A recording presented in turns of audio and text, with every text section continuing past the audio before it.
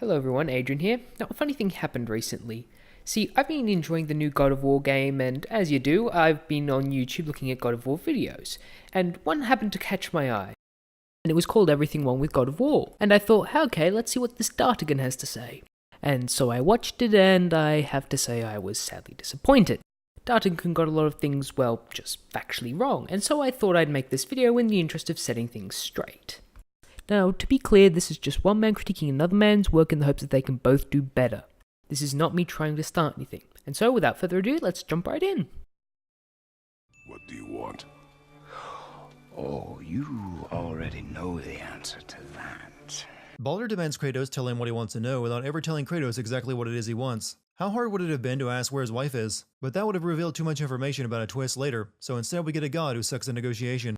Alright, an easy one first. Baldur doesn't ask where Kratos' wife is because at this point in the story, he doesn't know that Kratos has a wife. At this point, all he knows is some guy's getting between him and the woman he wants. And in fact, if you examine the scene closely, you'll find that he's playing the pronoun game for mocking Kratos for being obstinate. All this time, there's been a protection stave around our entire woods. Neither of you ever noticed a circle of magical glowing trees around your home in all these years? Alright, I can explain this one, but bear with me, it requires a bit of conjecture. Now see, some time ago the boy's mother escaped slaughter at the hands of the Aesir. Now considering she just died and this is the first time an Aesir has found them, I'd guess that this is some sort of cloaking spell she intentionally kept him ignorant of. And as for Kratos, who said he doesn't know? He doesn't seem very surprised.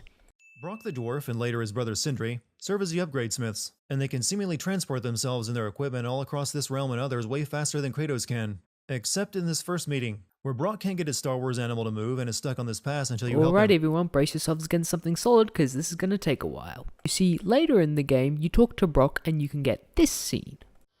Hey, where's your beast of burden? What do you mean? I ate her.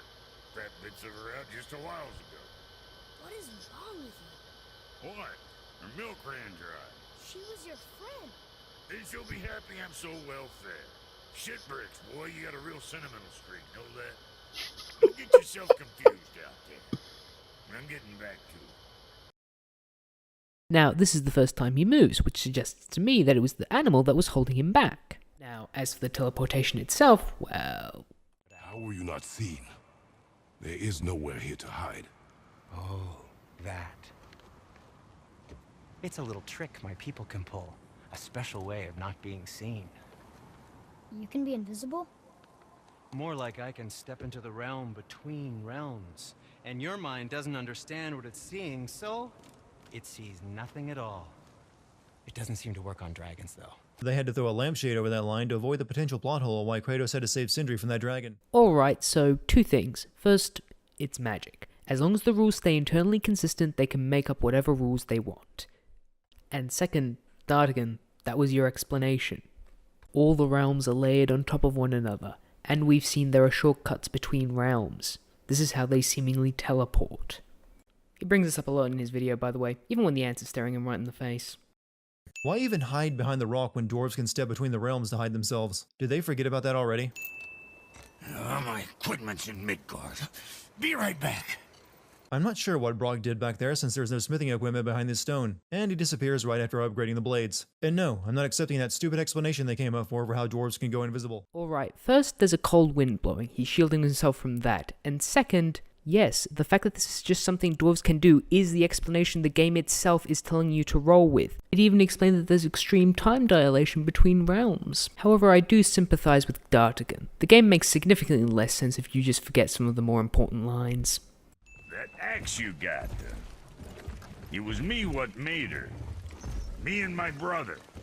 So don't let nobody else go work on her except for us two. You and your brother made the axe originally for Faye. Why didn't you complete it back then instead of requiring several upgrades over the course of this adventure? Alright, another easy one. If you actually look around Kratos' house in the beginning of the story, you'll actually find that there aren't any whetstones or anything, so what do you think happened? I know that blade.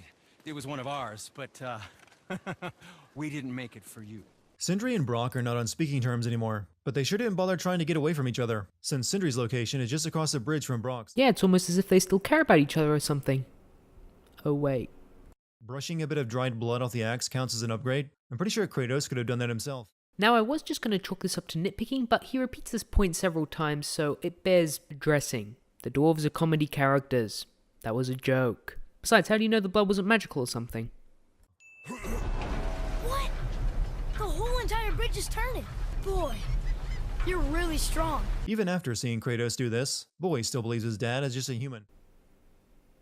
He's only ever met his mother and his father. How would he conceivably know?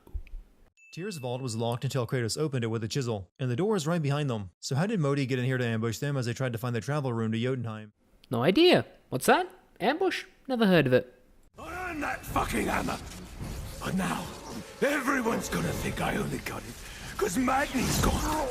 It'll be a joke. But if I kill you, no one's gonna laugh at me. Allow me to explain my motivations that cast me in the most pathetic light possible. Oh no! This villain from a broken family of villains has a backstory to match! What is writing? Tyr was killed centuries ago, and it wasn't that long ago that Kratos had his adventures in Greece. So Tyr having a vase from Greece in his temple that depicts Kratos makes little sense given the timeline. Timeline? What timeline? Do we even know how old Kratos is? But we're gods. We can do whatever we want. It took less than a few hours after finding out he was a god for Boy to commit murder in cold blood. He couldn't even finish off a deer the other day. Dartigan. The kid has magical emotional problems. It's like a key plot point of the game. That knife in the shoulder will affect Boy about as much as you would expect from a video game shoulder wound. Keep in mind that his weapon of choice is a bow, which requires a working shoulder. Dartigan. It doesn't matter. Everyone in this game is a god or at least magical. The kid is a god, and gods specifically in this game have been shown to have the ability to heal. She wanted us to spread her ashes on the highest peak in all the realms. Oh, then you've come to the wrong place, little brother. The highest peak in all the realms is not here in Midgard. It's in Jotunheim, realm of the giants. Why would Faye not be specific with her dying wish? Had Mimir not been in prison here to tell them, they would have left her ashes here on this peak and went home, instead of on the peak in Jotunheim. Who says you didn't know? Now, granted, this is just conjecture on my part, but hold on, I think I've got the plan here. The murals on the mountain depict what is clearly a prophecy, probably made by the Fates who we already know exist in this world.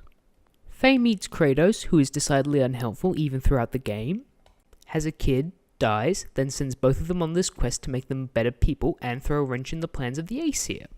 Anyway, that concludes the game theory section of the video. Just a few more now. I don't know why Odin is so obsessed with getting to Jotunheim. All the giants are already dead. Take your pick.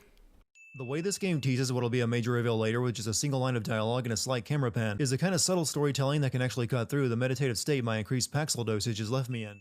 Alright, look, I know I haven't been very nice to Dartigan a lot in this video, but I wouldn't feel right if I didn't put in some clips like these to make sure I wasn't strawmanning him. Dartigan's a smart guy, the video was pretty funny, and I'd be remiss if I let this video end without letting people know that.